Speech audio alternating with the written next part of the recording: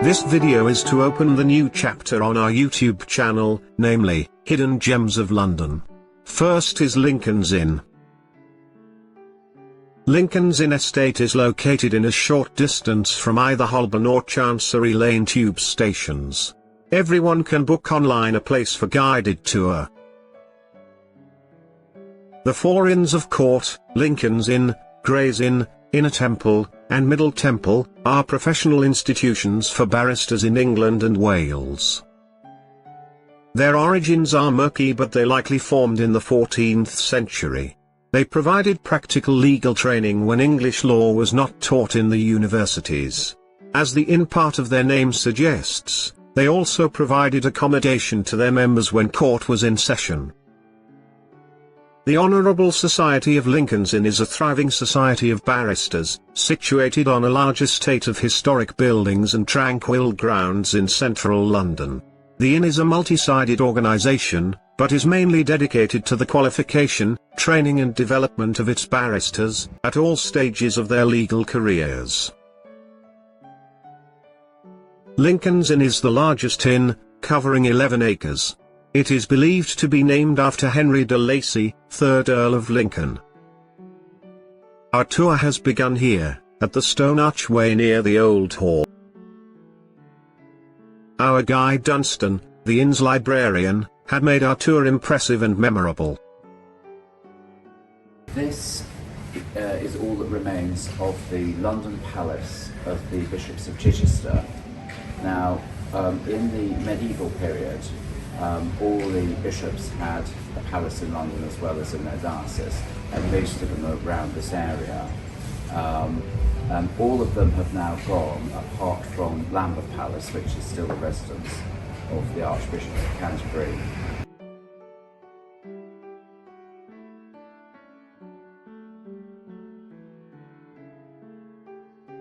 The Old Hall, dating back to 1490, when it replaced the smaller Bishop's Hall.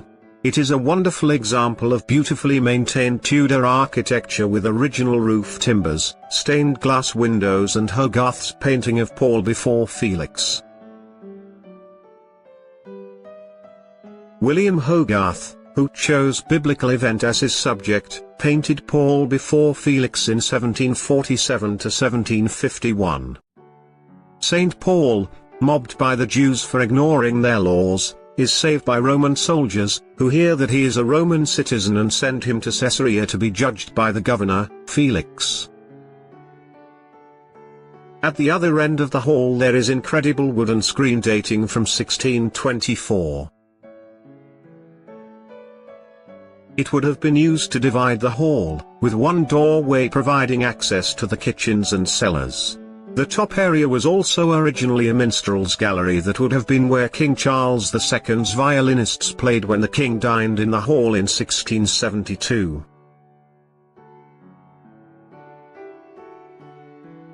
Sir Fitzroy Edward Kelly, who lived from 1796 to 1880, was an English commercial lawyer, Tory politician and judge. He had really impressive career as a lawyer. Most of his legal cases were of a commercial nature, but one was one of the great criminal poisoning crimes of the early Victorian period. In 1845 Kelly defended John Tyrrell, who had poisoned his mistress, Sarah Hart, tried to escape by train, but was captured by police due to electric telegraph. Despite Kelly did the best he could, his client was found guilty and hanged. Kelly's argument that Sarah Hart had eaten too many apple pips and been poisoned by the prussic acid in the pips led to the nickname Apple Pip, which followed Kelly for the rest of his life. The incredible medieval ceiling is original and has an opening, called a louver, in the center for letting out smoke.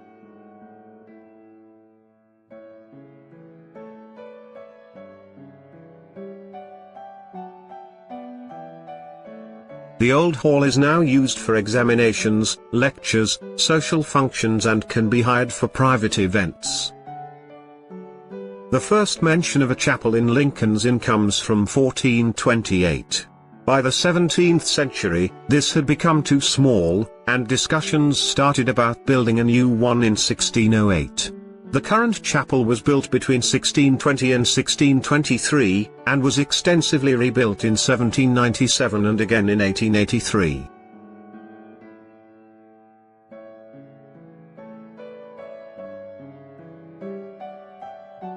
Inside the chapel we can notice angels holding a coat of arms. Among them the angel of the poet and clergyman John Donne. He was a member of the inn and preached the sermon for the consecration of the chapel in 1623. He was so popular that there was a crush to see him deliver the sermon when 2 people died. In the stained glass windows of the chapel are the coats of arms of the various treasurers of the inn over the centuries. The treasurer being the most senior position at the inn. 17 former prime ministers of the country have been members of Lincoln's Inn, including Margaret Thatcher and Tony Blair. Now the chapel is used for concerts throughout the year. The chapel was built on a fan-vaulted, open undercroft and has acted as a crypt.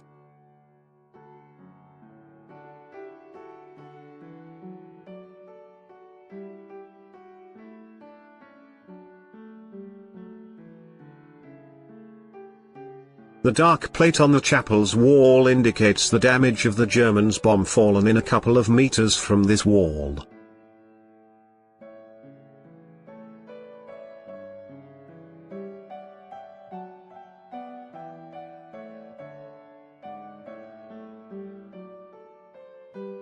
A visitor should not miss the London's smallest listed building, the ostler's hut.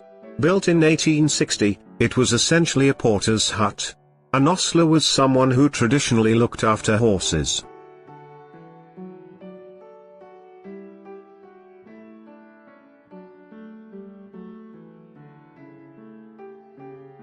The Great Hall, or New Hall, was constructed during the 19th century.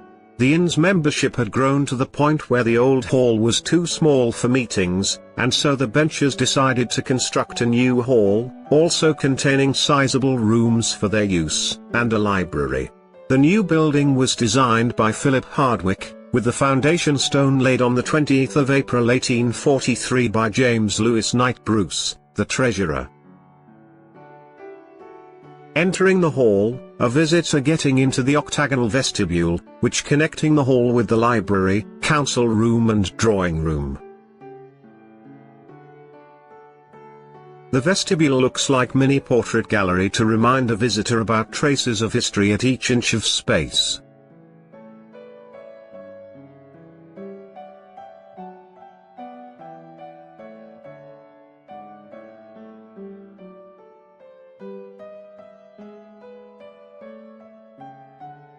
The building was completed by 1845, and opened by Queen Victoria.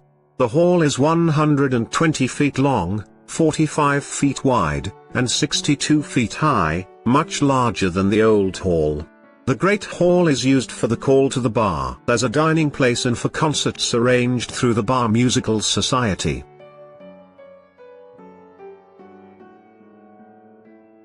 The Great Hall is overlooked by a huge fresco by George Frederick Watts called Justice, a hemicycle of lawgivers. It is a true fresco, painted on freshly laid plaster while it was still moist, so its maintenance has proved an ongoing concern. It depicts lawgivers of the past such as Moses, Charlemagne, and Pythagoras.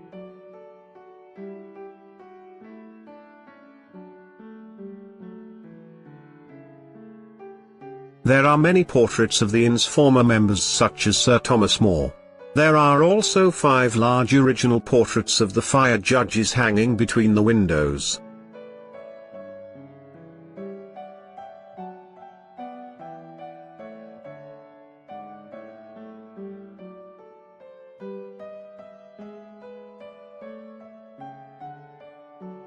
From octagonal vestibule we can enter the council room and drawing room.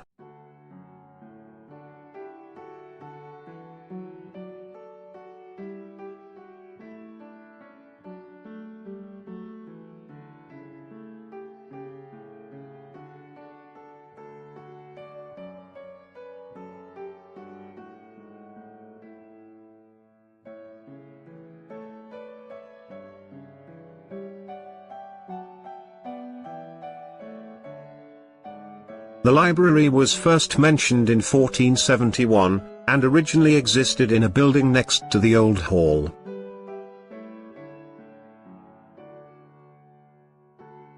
The current library was built as part of the complex with the Great Hall. At this point it was 80 feet long, 40 feet wide and 44 feet high. It was extended, almost doubled, in 1872 by George Gilbert Scott in the same style.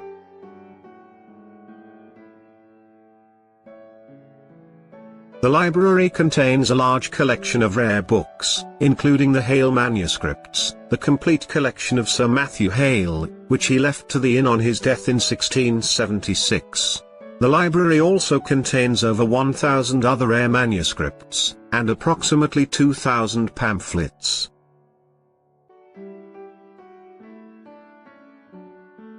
The total collection of the library, including textbooks and practitioners' works, is approximately 150,000 volumes.